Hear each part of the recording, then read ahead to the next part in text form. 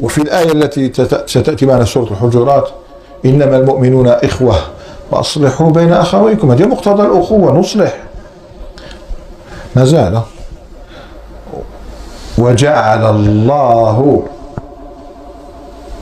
شرط السيادة، عنوان السيادة. السيادة جعل الله لها عنوان واحد، شعار، وهو إصلاح بين الناس. علاقة السيد لازم تكون عنده شروط، مش يروح يكون سيد وزعيم. بغض النظر عن كلمة الزعيم منين جاتها، الصفة العظيمة للسيد باش يكون سيد لازم يتصف بالحكمة والعلم ويضعه في موضعه. هذا واش معناتها الحكمة؟ العلم ويضعه في موضعه. والعلم ما يكفيش، لازم الحلم، سعة الصدر، لازم يسع صدرك الناس. علاش؟ لأنك خلاص صرت مرجع للناس، الناس ترجع إليك لعلمك وحكمتك. لابد أن يتسع صدرك كما اتسع علمك، وإلا إذا كان علمك وحده ما يدير ولا شيء. لذلك يذكر ابن عبد ربه في العقد الفريد شيء رائع يعني عن المهلب بن أبي صفرة، هذا داهية.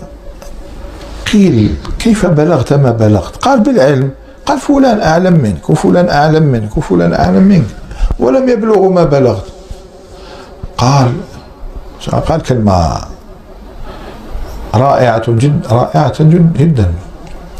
قال: العلم علمان: علم حمل وعلم استعمل.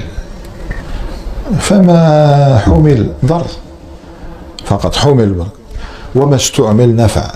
العلم هو نشره بين الناس يستعملونه، هذا الذي ينفع. أما معلومات تولي لي نسخة من كتاب الفلاني، وش بدنا نديرو بك؟ إذن العلم زائد سعة الصدر اللي هي الحلم الثالثة، هذا أن يتصل. لأنه علاش؟ من طبيعة الواحد عنده علم وسعة الصدر سيصلح بين الناس، يتسع صدره للناس. كي تسمع اسمه يصلح بين الناس. كاين ناس كي تسمع اسمه مفرق، صح ولا لا؟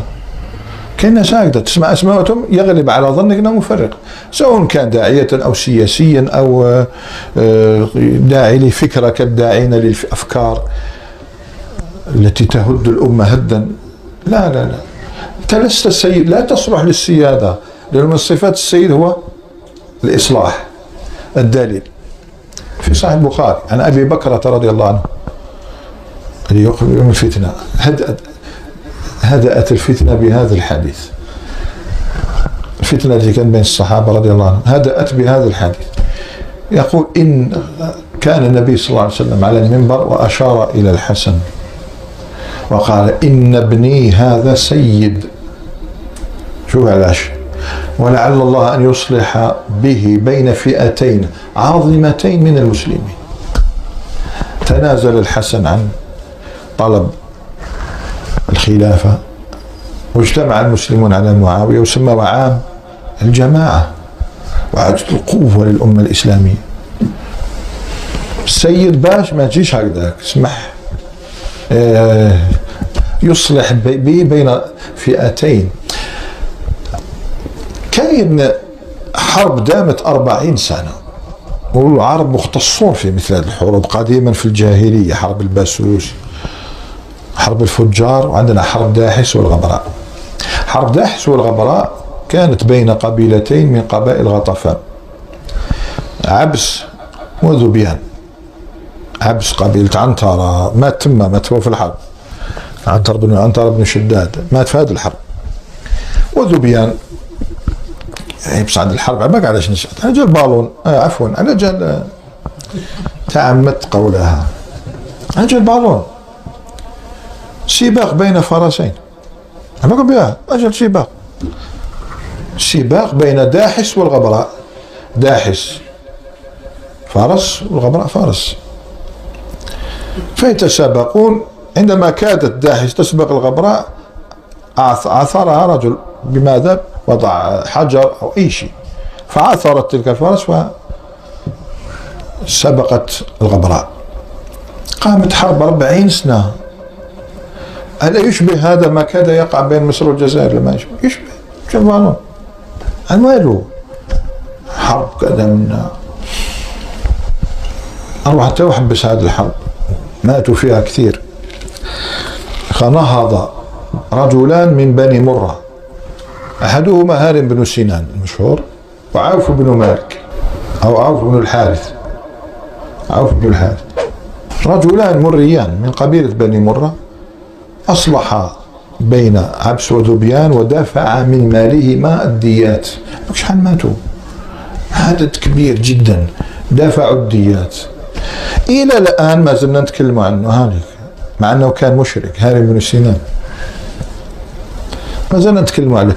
خلده الشعراء في أشعاره، من أشهر القصائد التي قيلت فيه قصيدة زهير بن أبي سلمى، هذيك المعلقة المعروفة تعالى: أمن أمي أو فدمنة لم تكلمي بحومانة الدراج في المتسلم، اللي قريناها احنا في المسيد سئمت تكاليف الحياة ومن يعيش. هذه القصيدة هي كلها في مدح هارم بن سنان وعوف بن الحارث، لأنهما أصلحا بين عبس وذبيان. من أراد أن يكون سيدا فليكن من المصلحين. ولم يقف الحد عند هذا، لم يقف الشرع عند هذا الحد. أباح الله الكذب، اللي هو الكذب أباحه لإصلاح ذات البين. وبتعرفوا الحديث سنن أبي داود والنسائي وغيرهما: ليس الكذاب الذي يصلح بين الناس، ينمي خيرا أو يقول خيرا. ينمي خيرا، تجي فلان تقول له هو متعادين، بس تقول له فلان يذكرك بخير وكذا واثنى عليك في مجلس، يبقى ماكش منها، بس انت لازم تقول هكذا. تروح للاخر تقول له الشيء نفسه، اذا التقيا كان فيه نوع من الود، في فتحة خير. هذا المفروض نتكلم عليه في قوله تعالى: وإن طائفتان من المؤمنين اقتتلوا فأصلحوا بينهم. نتكلم على الإصلاح. هي بصح النمام ما خلاناش. عباكم علاش جبت هذه أخبار؟ شفتوا واش دار ربي سبحانه وتعالى الإصلاح؟ يجي النمام يهدمه في لحظة، يجي يهدم كلش. واش بناه ربي كاع تجي تهدمه عندما تنقل كلام فتثير العداوة والبغضاء. وإن النمام، كما يقول أكثر من صيف في كلمته السابقة: يا بني إياكم والنميمة فإنها نار محرقة، وإن النمام ليعمل في ساعة ما لا يعمله الساحر في شهر. صح، النمام يعمل في ساعة ما لا يعمله الساحر في شهر. وإلا كيف تفسرون 6 أمور، 6 أشياء لازم قاعد تحلوا بها، وإلا ستتفرق لدينا النميمة. أولا قال: عدم تصديق النمام لأنه فاسق بالإجماع. صح، إن جاءكم فاسق بلا بأس اسمه فاسق، لا فاسق بالإجماع، هذا نمام. ثانيا وعظه وتذكيره بحرمة النميمة وأنها قبيحة دينا ودنيا. هكذا يقول: قبيحة عند الرجال نمام، أنت مريض، الرجولة تأبى هذا، ودنيا ودينا. ثالثا هجره إذا أصر على ذلك ولم يتب، هجره بعدني عاصم، صاحب كبيرة، هم كبيرة من كبيرة أشد من الساحر. رابعا حسن الظن بالمنقول عنه، حسن الظن بالمنقول عنه. دير بالك بلي ما تكلمش، ما كاش كلام، لا حدث. خامسا عدم السعي للتحري والبحث عن صحة ما نقل، احذر هذا. كما ما يجوز تجسس الرجل على امرأته. واحد بعض الناس مرة يروح الحقيبة تاع زوجته يحب يشوف، انت مريض. هي حقيقتنا ديال الشيطان، تعالى فرق بيننا. اقراوا الحكمة، ولا ما الكلام، الوقت ضاق منا الوقت. قراوا الحكمة، قراوها. علاش أمرنا بإعلام الزوجة بالعودة إذا سافرنا؟ السبب الأول كاع الناس تعرفوا مصلحتهم، كاع يحبوها، مش تروح هذا واش تحب مصلحتك أنت. شوف السبب الثاني: كي لا يتخونها، كي لا تجدها على معصية. أنت كنت نهيتها عن فعل الشيء، فإذا بك تدخل تبادر علاه يا وليدي، من الأول خبرها وتترك تلك المعصية. أنت نبهت قبل ما تدوريش مع فلان الجارة، تأتي على حين غرة تجد معها علاه، شفت كان تعصيني، هو ماذا بينا ما تعرفش اصلا وانت ما تعصيش، لا عجب برك دايرو، برك ربي ساترك. اي والله هم انت مالك في البيت عندك ملائكه شو ايش بيك انت؟ كاين جنون بقر، جنون البشر. لا تبحث ولا تتحرج. سادسا ان لا يرضى لنفسه ما وقع فيه غيره. ما يلزمش يرضى لنفسه يوقع فيما وقع فيه غيره فينشر ما قيل عنه، فلان قال في كذا، فلان قال في كذا. قالك انت وقعت فيما كنت لابد ان تفر منه، لابد ان تذم هذه النميمه فلا تقع فيها انت ايضا. ومن اخباره اخبار الصالحين والسلف الاكرمين الزهري، شوف العلماء شحال منه. سليمان بن عبد الملك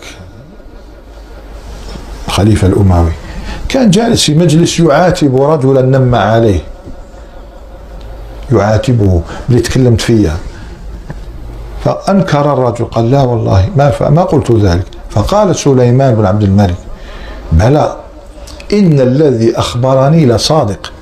فنطق العالم الزهري يا أمير المؤمنين النمام لا يكون صادقا. فقال له صدقت. وقال للآخر اذهب بسلام. صح نمام تدير عليه، نمام خلاص عصام، نقول لك الخبر صحيح لا صحيح عصام فاسق، أتى بكبيرة كيف تصدقه ولا فاسق. ومرة عمر بن عبد العزيز جاء إليه رجل فنم إليه عن صديقه، قال لي فلان تكلم فيك، فقال إذا شوف نديروا تحقيق. قالوا إذا سننظر، فإن كان حقا ما تقول فأنت من أهل هذه الآية مشاء بنميم، وإن كان كذبا ما قلت فأنت من أهل هذه الآية إن جاءكم فاسق بنبأ فتبينوا. أو عفونا عنك، خير قبل ما نبدأ التحقيق، خير نثبت ونصيبك هذه ولا نعفو عليك من الآن. قالوا العفو يا أمير المؤمنين ولن أعود إلى ذلك أبدا. شوف ما شاء الله. الحسن البصري يقول من نم لك نم عليك. عارف دير اللي يجيب لك خبر عن فلان ولا يدي اخبارك الى غيرك. ومن نقل كلام غيرك لك فهو الشاتم لك. هو في الحقيقه ولو يشتمك. وقس على هذا. واحد الناس زاره اخ له في الله فلما دخل نم له عن صديقه، قال له فلان قال في كذا، قالوا اطلت الغيبه فلما عدت بلوتني ب3 جنايات. قالوا قسيت قلبي مرض، وأبغضت إلي صديقي، وذهبت أمانتك مني. 3 مصايب. ما وليتش أمين عندي لقاش درت معصية وكرهت لي صديقي ومرضت لي قلبي. هذا ما ينبغي للمسلم إن كان حريصا على قلبه وإخوانه أن يتحلى بهذه الأمور. وسبحانك اللهم وبحمدك أشهد أن لا إله إلا أنت أستغفرك وأتوب إليك. بارك الله فيكم.